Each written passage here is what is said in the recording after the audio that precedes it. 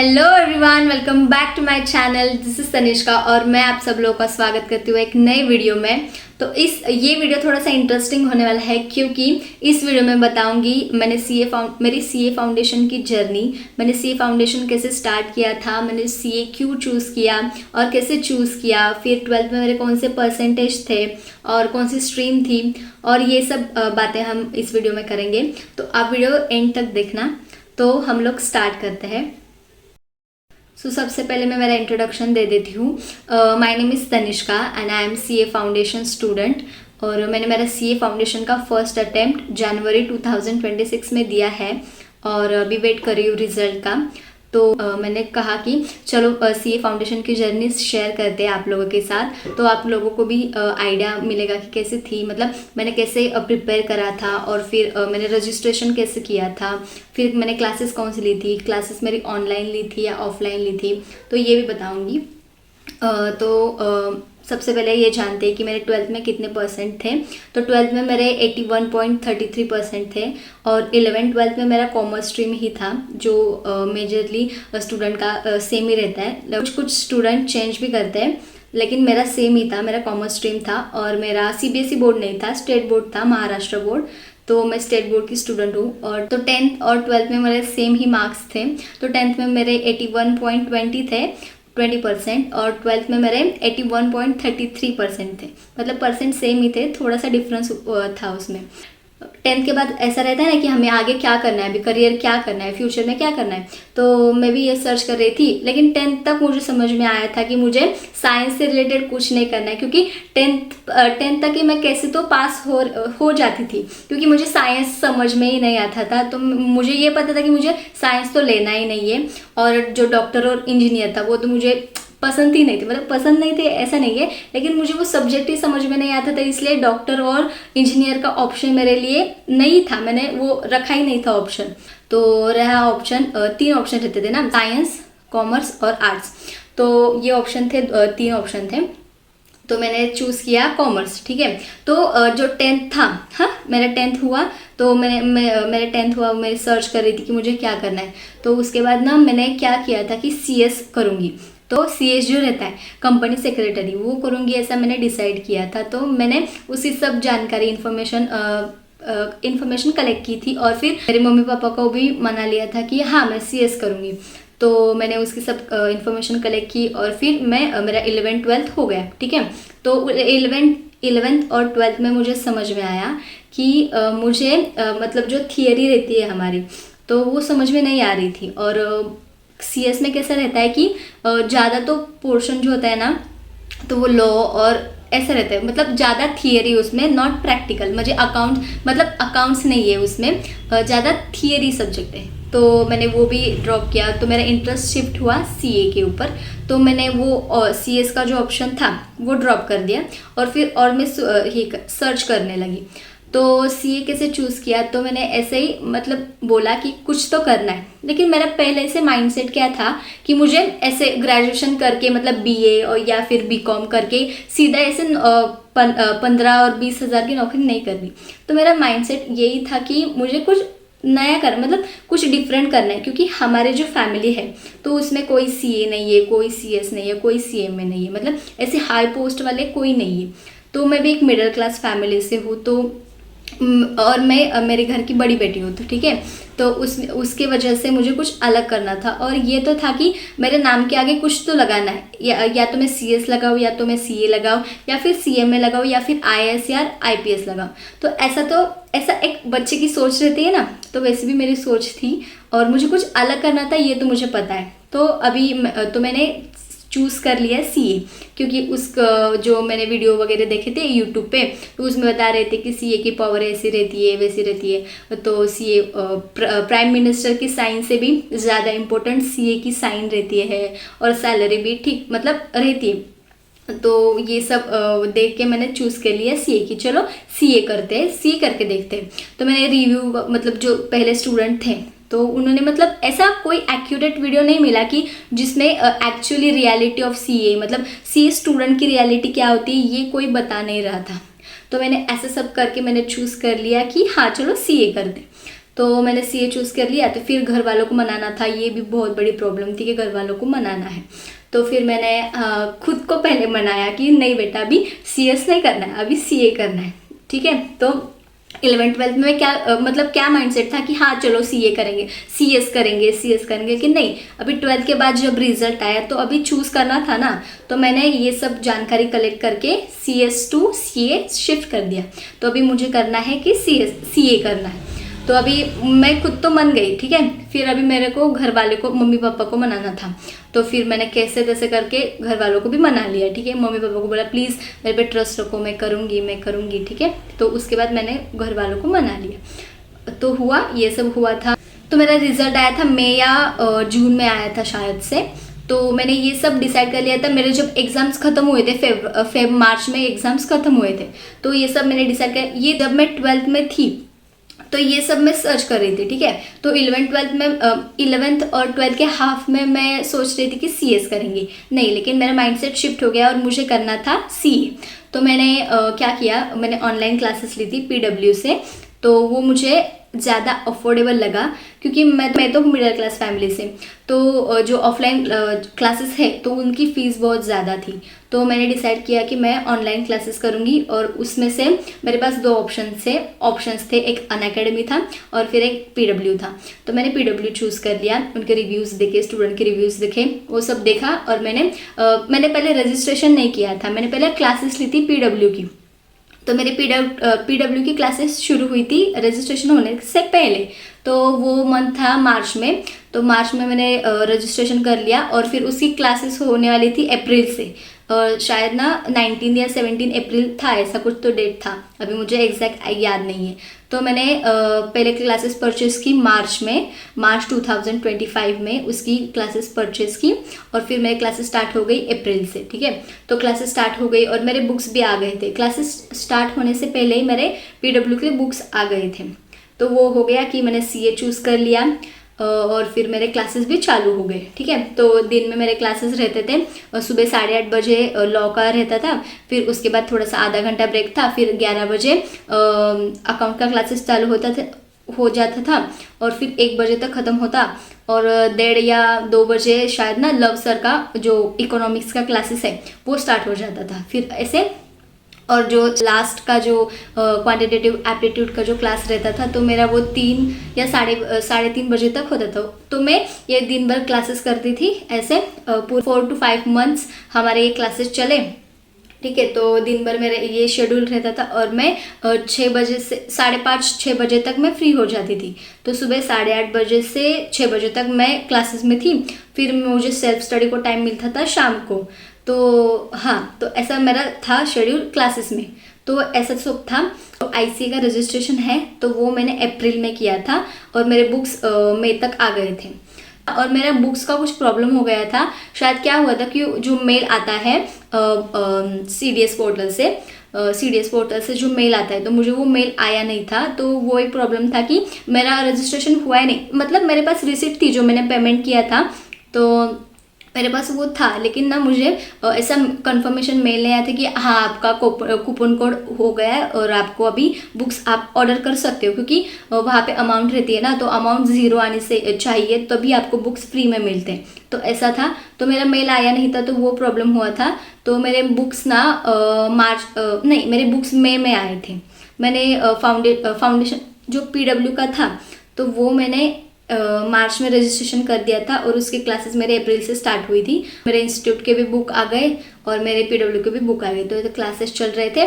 तो ऐसा सब हुआ। मैंने ये बता दिया कि मेरे क्लासेस एंड कब हुए थे। 31 अगस्त तक मेरे जो क्लासेस थे वो हो गए थे और थोड़ा 1 मंथ का मेरा बैकलॉग लग गया था, तो वो मैं कंप्लीट करनी थी। तो उससे मेरा सितंबर तक मैंने सब कर लिया, ठीक है। फिर अभी रिवीजन मुझे बचे थे 3 महीने, अक्टूबर, नवंबर और दिसंबर, ठीक है। ये 3 महीने मुझे बचे थे रिवीजन के लिए। तो बीच में मैं बीमार भी पड़ गई थी, तो उसके वजह से एक 15-20 दिन आप छोड़ दो, ठीक है। तो उसमें से मुझे बचे अभी 2-2.5 महीने बचे थे फॉर रिवीजन। तो मेरा माइंडसेट ये क्या था कि मैं पूरा 100% सिलेबस कंप्लीट करूँगी। तो मैंने किया भी। 11th-12th में मेरा मैथ्स नहीं था, तो मैं नॉन मैथ्स स्टूडेंट थी। तो जो कैलकुलस है क्यूए का तो वो मैंने ड्रॉप किया था, वो मैंने नहीं पढ़ाई नहीं की थी उसकी। और 12th के परसेंटेज बता दिए, और 12th में कौन सी स्ट्रीम थी, और मैं नॉन मैथ स्टूडेंट थी और मेरा स्टेट बोर्ड था। और फिर मैंने CA क्यों चूज़ किया, उसका रीज़न क्या था वो भी बता दिया। और उसके बाद मैंने मेरे PW के क्लासेस कब स्टार्ट हुए थे, मैंने कब रजिस्ट्रेशन किया था वो भी बता दिया। और ICA इंस्टीट्यूट का जो रजिस्ट्रेशन होता है वो कब किया था वो भी बता दिया। और फिर मेरे बुक्स कब आए थे वो भी बता दिया आप लोगों को। और मेरा कोर्स कब तक कंप्लीट हो गया था, तो 31 अगस्त तक मेरा कोर्स कंप्लीट हो गया था पूरा। तो मेरे बैकलॉग लग गए थे, तो मैंने पूरा सितंबर तक, जो मतलब अप्रैल टू सितंबर मेरा पूरा वो क्लासेस के उसमें गया, ठीक है। तो उसके बाद मेरे पास बच गए थे कितना, 2.5 महीना। वैसे तो 3 महीने बचते, लेकिन 15-20 दिन आप ऐसे टाइम मतलब वेस्ट ही गए मेरे 15 दिन, तो ऐसे ही छोड़ दो। तो 2.5 महीना बचा था। तो फिर उसके बाद क्या करना था, तो मेरा माइंडसेट क्या था पता है, क्योंकि मुझे कोई एक्सपीरियंस नहीं था कि ये कोर्स कैसा है, फिर इसके एग्ज़ाम्स कैसे हैं। क्योंकि मैंने जो 12th दिया था तो उसमें मैं अगर ना ऐसे मतलब मैं एवरेज स्टूडेंट थी मैं।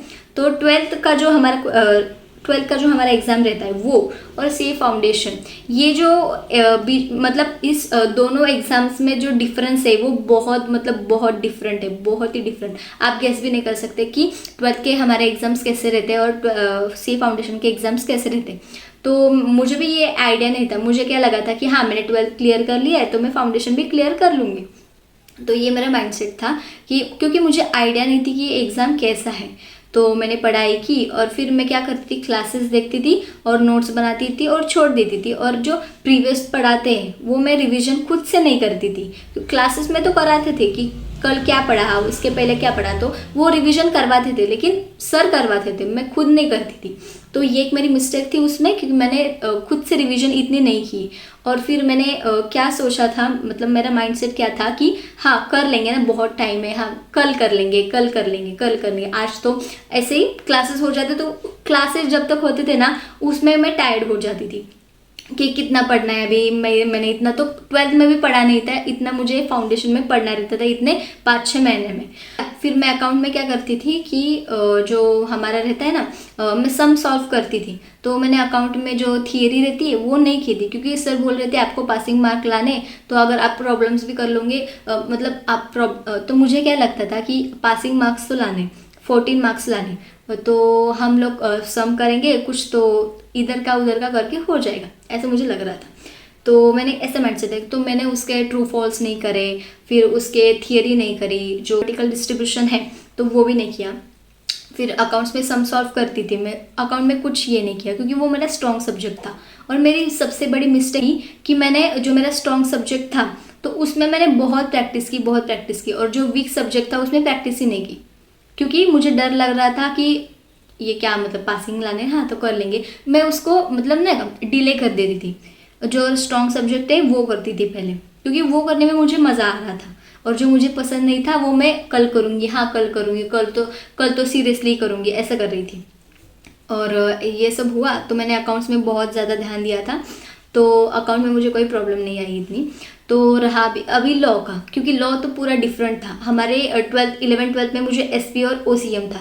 तो फिर ये SP की थोड़ी सी मतलब अगर हम देखें तो जो लॉ है तो SP का उसमें आई थिंक 10% ही था, 10% SP था, और सब बाकी जो 90% है वो बहुत ही डिफरेंट आया। तो ये सब्जेक्ट मुझे पूरा डिफरेंट था, तो उसमें मुझे ज़्यादा ध्यान देना चाहिए था, लेकिन मैंने नहीं दिया उसमें भी। तो उसमें मैं कल करूँगी ऐसा करती थी। और कभी कभी ही मतलब जो सीजे सर ये करवाते ना राइटिंग प्रैक्टिस, तो वो उनके साथ कर लेती थी। तो मैंने लॉ में ये भी किया। फिर क्यूए का, अभी क्यूए का मेरा नॉन मैथ्स था 11th-12th में, तो मुझे पहले से मुझे मैथ्स में बहुत डर लगता है, सीरियसली बताती हूँ, झूठ नहीं बोलूँगी, सच में मुझे मैथ्स में बहुत डर लगता है। तो मैंने मुझे LR बहुत अच्छा लगा, लेकिन LR में मैंने बहुत प्रैक्टिस की, मतलब मुझे जो आ रहा था मैं वो ही प्रैक्टिस कर रही थी, और जो नहीं आ रहा था उसमें प्रैक्टिस ही नहीं की, थोड़ी प्रैक्टिस की। तो वो एक मेरी मिस्टेक थी। तो मैंने LR बहुत अच्छे से किया था। फॉर मैथमेटिक्स और फाइनेंस वो भी किया था अच्छे से, वो मुझे समझ में आ रहा था, क्योंकि उसमें फॉर्मूला थे ना, तो वो मुझे ज़्यादा समझ में आ रहा था।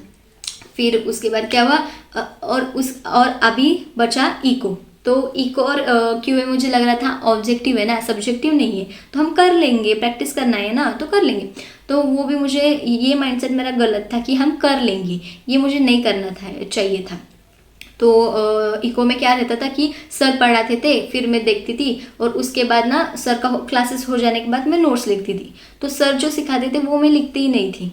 इको में क्या मेरी मिस्टेक थी कि मैंने ज़्यादा पढ़ा नहीं, और सिर्फ ऑब्जेक्टिव जो थे, तो क्वेश्चन की मॉड्यूल थी, तो उसमें से ही क्वेश्चंस करे थे मैंने। और जो ICAI की जो मॉड्यूल है उसमें नहीं करे था, तो थोड़ा सा नहीं करा था, ऐसा नहीं किया था, लेकिन थोड़ा सा करा था। और जो PW की बुक है उसमें से करा था।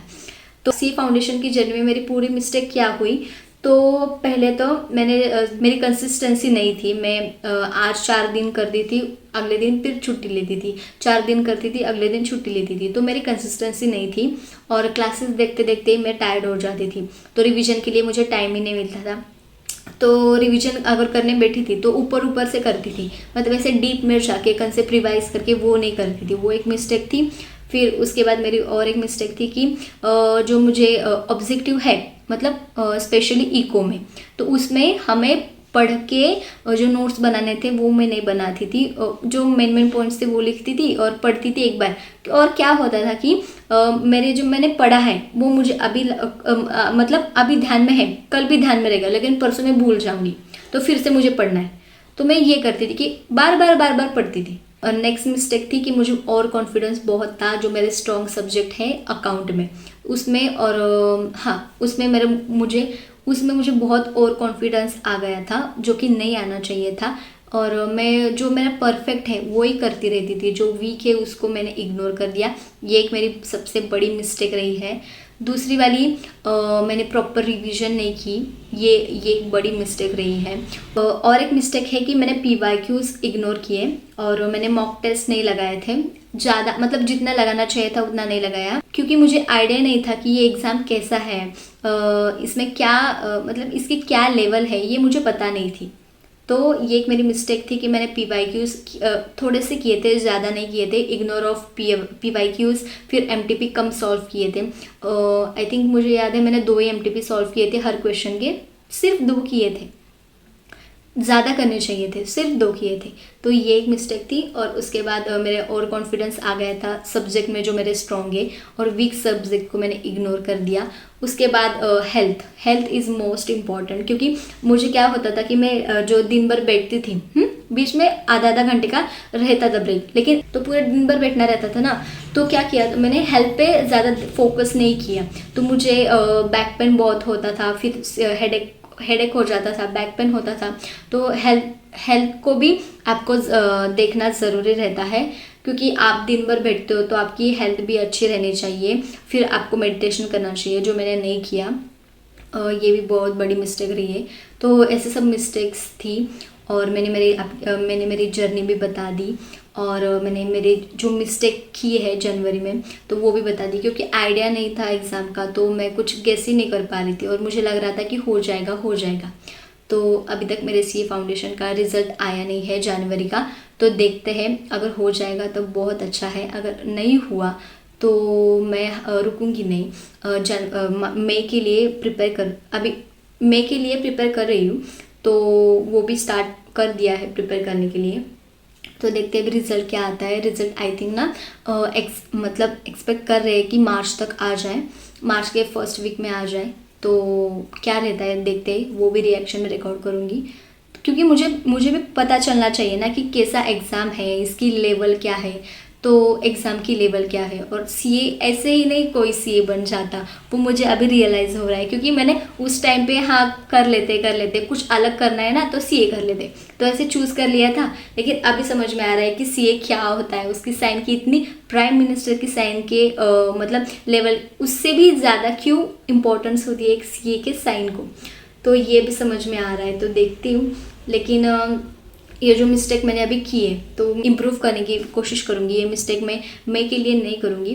तो ये मैं खुद को प्रॉमिस कर रही हूँ और मुझे लगा कि मेरी जो मिस्टेक है वो आप लोगों के साथ शेयर करना चाहिए, तो इसलिए मैंने ये वीडियो बनाया।